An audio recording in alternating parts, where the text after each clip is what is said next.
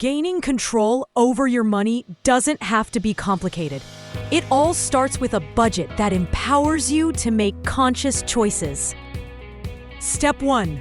Understand how much money you have coming in. Calculate your total monthly net income from all sources. Step 2. Track your spending by recording every dollar. Use apps or manually review statements. Consistency is vital. Step 3. Set financial goals.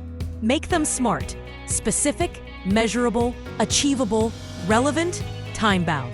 Step 4. Create your budget plan by allocating income to categories. Be realistic and prioritize your needs. Step 5. Regularly review and adjust your budget. Set aside time to compare actual spending and make necessary changes. These steps will empower you to take control of your finances. Budgeting transforms habits and opens opportunities.